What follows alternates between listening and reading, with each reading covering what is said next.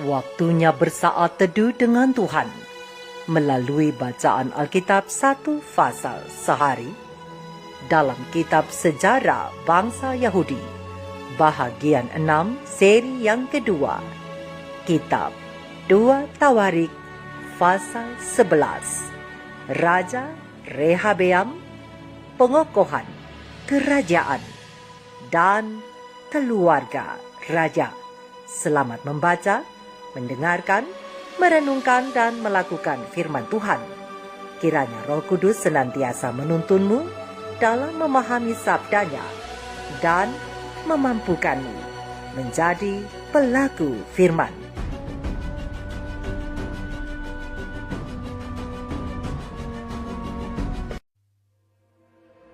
Ketika Rehabeam datang ke Yerusalem, ia mengumpulkan kaum Yehuda dan Benyamin, 180.000 teruna yang sanggup berperang untuk memerangi orang Israel, dengan maksud mengembalikan kerajaan itu kepadanya.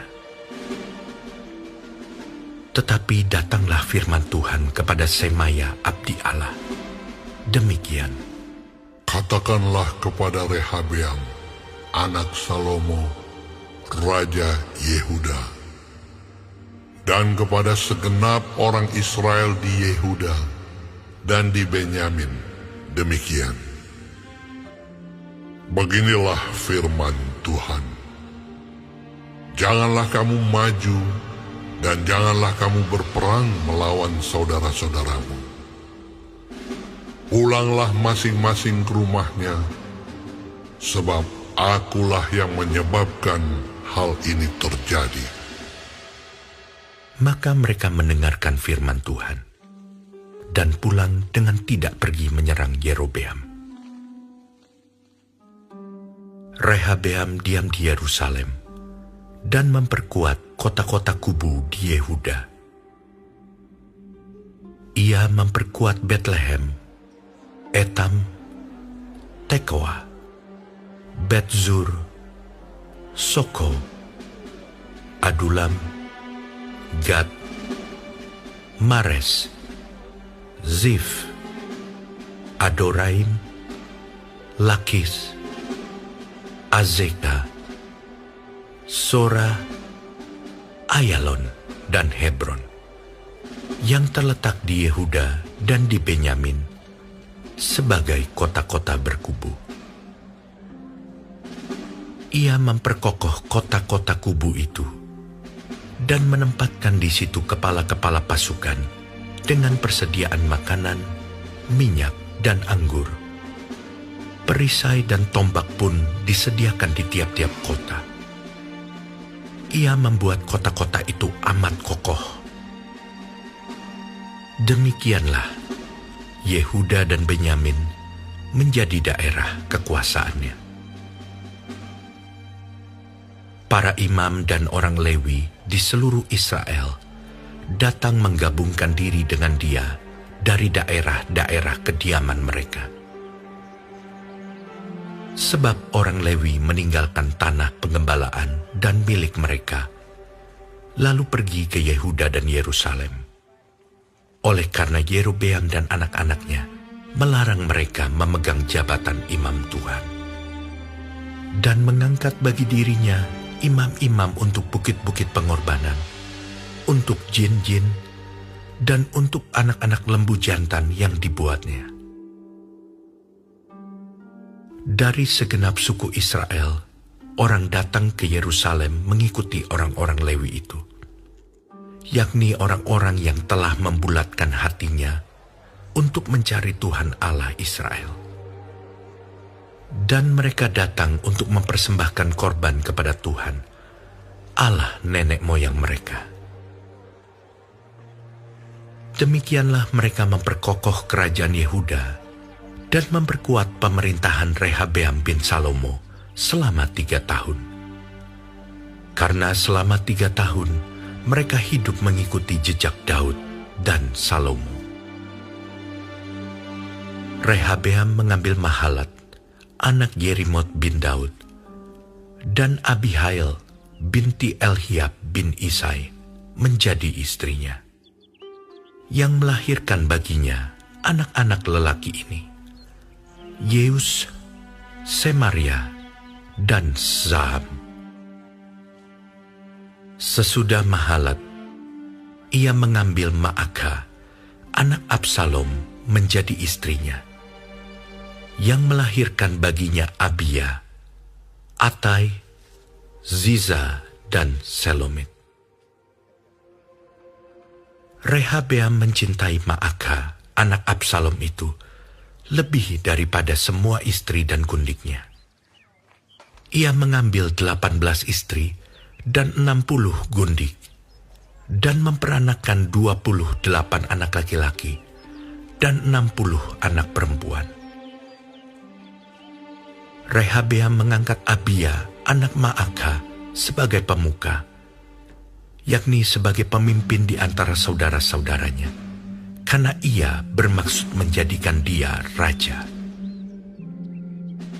Oleh sebab itu, ia mengambil kebijaksanaan untuk menyebarkan semua anaknya yang lain ke seluruh Yehuda dan Benyamin, ke segala kota kubu. Ia memberikan mereka makanan dengan limpahnya, dan menyediakan bagi mereka banyak istri.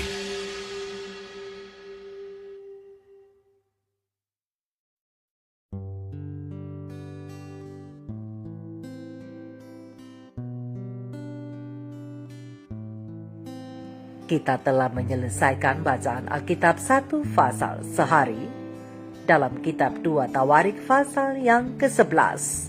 Sedikit perenungan mengenai fasal ini tentang berawas dengan hal ketidaksetiaan. 3 tahun dari pemerintahan Rehabeam Raja Yehuda berjalan baik.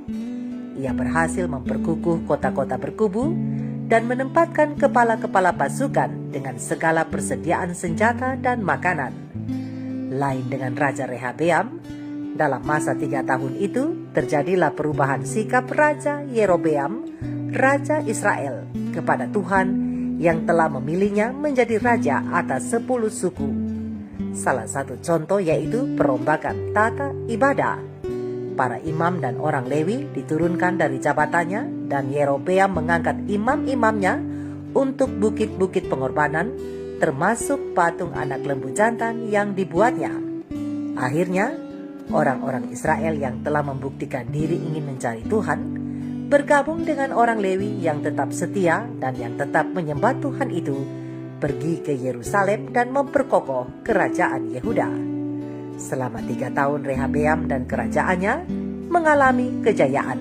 Ini bisa terjadi karena selama masa 3 tahun itu, Rehabeam mengikuti teladan hidup dari kakeknya Daud dan ayahnya Salomo. Tapi sayang, kesetiaan itu tidak bertahan lama. Berangsur-angsur, Rehabeam juga dan seluruh Israel meninggalkan Tuhan. Pada tahun kelima, Tuhan mengizinkan Raja Sisak dari Mesir menyerang Yehuda. Di saat terancam, Nabi Semaya mengingatkan raja dan para pemimpin Yehuda, lalu mereka merendahkan diri di hadapan Tuhan. Ia melindungi Yehuda dari pemusnahan oleh Sisak, namun konsekuensi dosa tetap dijalani oleh mereka. Dalam kurun waktu 5 tahun setelah kematian Salomo, Sisak berhasil merampas barang-barang berharga di perbendaharaan rumah Tuhan dan raja. Semuanya diambil, termasuk perisai-perisai emas. Dan akhirnya, dengan terpaksa Rehabeam membuat perisai-perisai pengganti dari tembaga. Saudara dan saudariku, Rehabeam tidak sungguh-sungguh mentaati Tuhan. Ketika ada ancaman, ia merendahkan diri dan meminta pertolongan Tuhan. Namun setelah kondisi kembali aman, Rehabeam pun kembali berbuat jahat dan mengabaikan Tuhan. Saudara dan saudariku, ujian kesetiaan umat-umat Tuhan di akhir zaman ini adalah hari Sabat. Pena Ilham Ilahi Roh Nubuat Peristiwa Akhir Zaman, halaman 171, alinea ke-5 sampai alinea yang ke-8. Membagikan terang itu kepada kita sekarang ini. Terang kecil ini mengatakan, pemeliharaan Sabat yang benar adalah tanda kesetiaan kepada Allah. Hukum keempat saja dari 10 hukum itu yang mengandung meterai dari pemberi hukum yang agung itu yakni Khalik langit dan bumi. Pemeliharaan hari peringatan Tuhan itu, yakni Sabat, yang dicanangkan di Taman Firdaus. Sabat hari yang ketujuh merupakan ujian dari kesetiaan kita terhadap Allah. Suatu tanda diterapkan pada setiap orang dari umat Allah, sama seperti sebuah tanda yang ditaruh di atas pintu rumah bangsa Ibrani untuk meluputkan bangsa itu dari kebinasaan umum.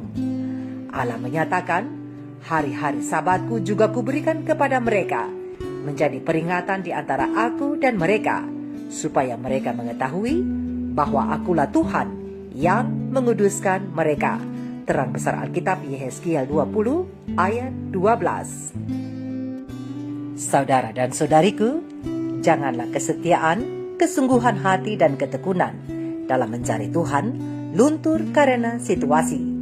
Misalnya karena takut pekerjaan hilang, jadi kita berkata untuk membenarkan tindakan kita yang salah, bahwa tidak apa-apalah sesekali masuk kantor pada hari Sabat karena emergensi, atau anak-anak sekolah dalam hal mengikuti ujian pada hari Sabat takut dengan ancaman tidak lulus. Tuhan kan mengerti keadaan kita, apalagi kondisi keuangan yang mulai mengalami krisis. Kita menuntut Tuhan untuk mengerti keadaan kita, namun kita sendiri tidak ambil pusing dengan perasaan Tuhan yang selalu kita sakiti. Ingatlah, hidup rohani bukan musiman, tetapi proses dan progres yang selalu terjadi dalam kehidupan manusia. Hal itu dapat terbentuk jika kita memiliki kerinduan untuk setia dan dekat dengan Tuhan. Namun kesetiaan itu harus dipelihara dan dipupuk dengan rajin, agar kita menjadi umat yang diberkati. Pena Ilham Ilahi Roh Nubuat Kebahagiaan Sejati, halaman 129 terang kecil ini mengatakan bahwa anak-anak Allah dipanggil untuk menjadi wakil-wakil Kristus, menunjukkan kebaikan dan kemurahan Tuhan. Sebagaimana Yesus telah menunjukkan kepada kita tabiat Bapa yang sejati, demikian pula lah kita menyatakan Kristus kepada satu dunia yang belum mengenal kasih-Nya yang lembut dan ramah itu. Rasul Paulus pun berkata kepada murid-murid Yesus seperti berikut, "Maka nyatalah kamu menjadi surat Kristus yang ditulis oleh kami, yang dikenal dan dibaca oleh sekalian orang." Terang besar Alkitab 2 Korintus 3 ayat 2 dan 3. Di dalam tiap-tiap anaknya, Yesus mengirim sebuah surat ke dunia ini. Jika engkau adalah murid Yesus, Ia mengirimkan di dalam engkau sebuah surat untuk keluarga, untuk kampung, jalan raya, di tempat tinggalmu. Yesus yang berdiam di dalam engkau ingin berbicara ke hati orang-orang yang belum mengenal Dia. Mungkin mereka belum membaca Alkitab atau belum mendengar suara yang berbicara kepada mereka melalui halaman-halaman buku itu. Mereka belum melihat kasih Allah melalui segala pekerjaannya. Tetapi jika engkau adalah seorang wakil Yesus yang sejati, maka mungkin melalui engkau mereka akan mengerti sesuatu dari hal kebaikannya serta dimenangkan menjadi mengasihi dan berbakti kepada Tuhan. Orang-orang Kristen ditentukan menjadi pembawa terang dalam perjalanan menuju sorga. Terang yang dipantulkan mereka kepada dunia ini adalah terang yang bersinar atas mereka dari Kristus. Kehidupan dan tabiat mereka hendaklah demikian rupa, supaya melalui mereka orang-orang lain mendapat satu konsep yang benar dari hal Kristus dan dari hal berbakti kepadanya. Mari kita renungkan ini bersama. Tuhan Yesus memberkati. Shalom.